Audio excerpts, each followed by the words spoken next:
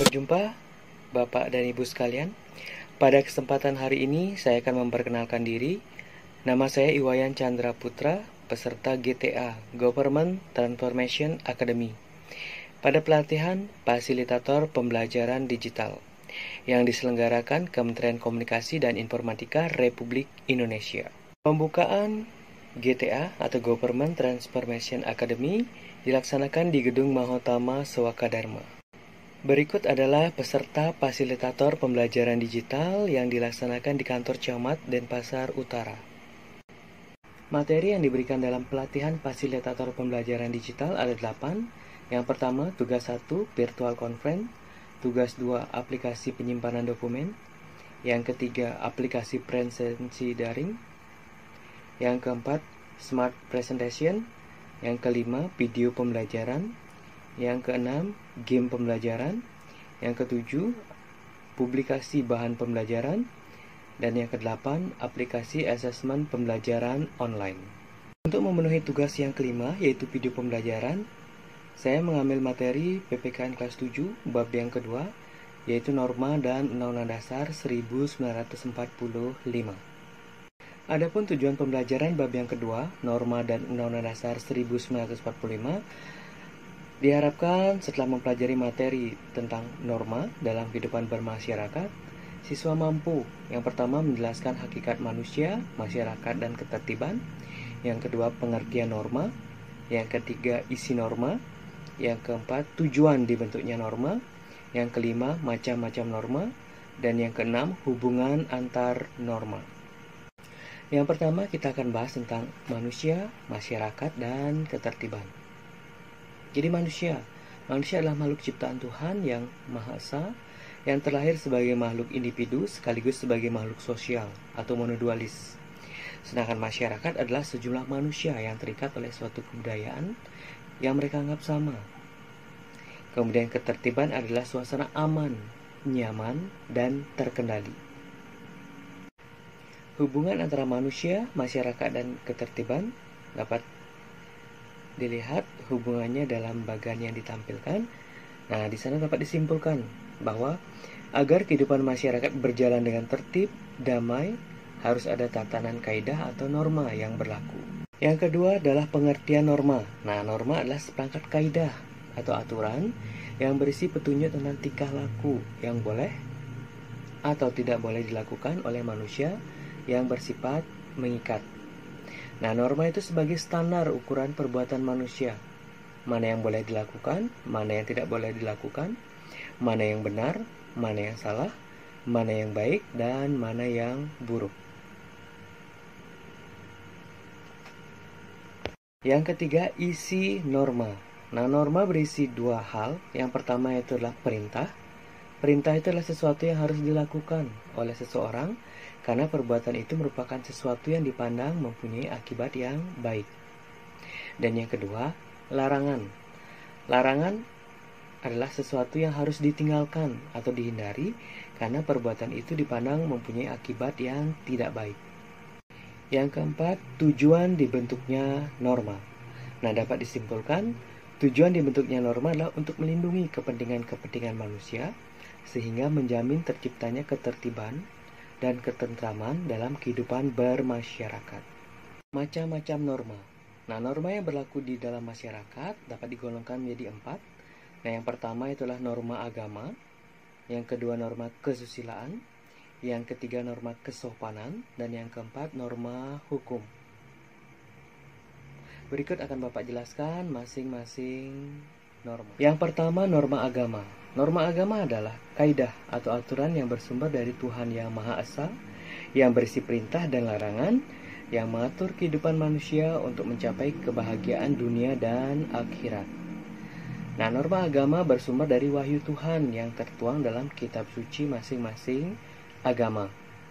Sanksi dari norma agama adalah dosa dan siksaan di akhirat. Contoh-contoh pelaksanaan norma agama antara lain beriman dan bertakwa kepada Tuhan, melaksanakan ibadah sesuai dengan agama dan kepercayaan masing-masing, melaksanakan perintah Tuhan, menjauhi larangan Tuhan, menyayangi sesama makhluk ciptaan Tuhan, patuh kepada orang tua, toleransi sesama umat beragama, hidup rukun antar pemeluk agama, dan menghormati sesama makhluk ciptaan Tuhan. Yang kedua, norma kesusilaan. Norma kesusilaan adalah kaidah atau aturan yang bersumber dari hati nurani manusia tentang baik buruknya suatu perbuatan. Sumber dari norma kesusilaan adalah hati nurani, bisikan kalbu, suara batin. Nah, dalam diri kita itu ada bisikan malaikat dan bisikan setan. Sanksi dari norma kesusilaan adalah penyesalan, malu, gelisah, perasaan bersalah, kecewa, dan sakit hati. Nah, contoh-contoh penerapan norma kesusilaan adalah yang pertama, jujur dalam perkataan dan perbuatan, bertutur kata yang jujur, bersikap yang jujur. Berikutnya, berbuat baik kepada sesama, menghormati kedua orang tua, menghormati sesama manusia, membantu orang lain yang membutuhkan, mengembalikan hutang, meminta maaf jika berbuat salah, menghargai orang lain, berbuat baik kepada orang lain tanpa melihat kedudukan atau keturunan orang, berlaku jujur, adil, dan benar dengan kehidupan bersama, tidak mengganggu orang lain, tidak mengambil hak orang lain, dan berbicara hal-hal yang baik. Yang ketiga, norma kesopanan. Norma kesopanan adalah seperangkat kaidah atau aturan yang mengatur tentang tingkah laku manusia yang bersumber dari pergaulan manusia dalam masyarakat. Nah, sumber dari norma kesopanan adalah pergaulan manusia dalam masyarakat. Nah, sanksi apabila norma kesopanan dilanggar itu adalah dikucilkan, dicemooh, dicela.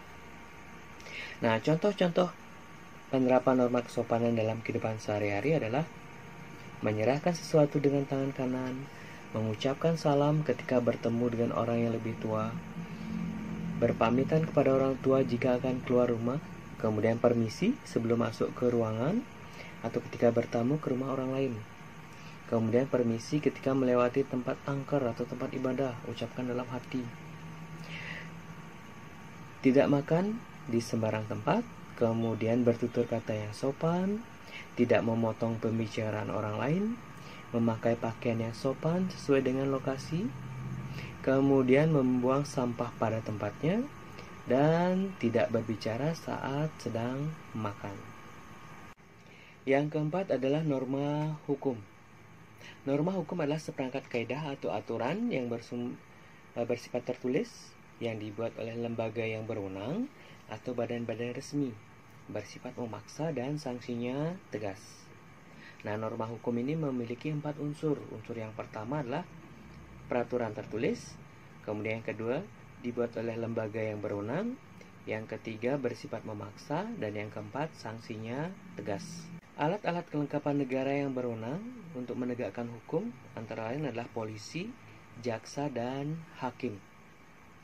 Sumber dari norma hukum antara lain Pancasila sebagai ideologi bangsa, sebagai dasar negara, kemudian Undang-Undang Dasar Negara Republik Indonesia tahun 1945, serta peraturan perundang-undangan di bawahnya.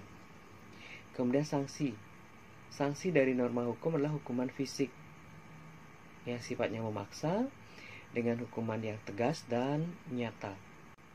Contoh penerapan norma hukum antara lain membayar pajak tepat waktu, mematuhi rambu-rambu lalu lintas, memiliki akte kelahiran, memiliki SIM saat mengendarai kendaraan bermotor.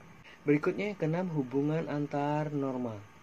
Nah, antar norma-norma yang ada dalam masyarakat dapat disimpulkan hubungannya adalah norma-norma yang ada saling mengisi dan norma-norma yang ada saling memperkuat. Demikian pembelajaran hari ini. Raih dan wujudkan cita-citamu. Sekian dan terima kasih.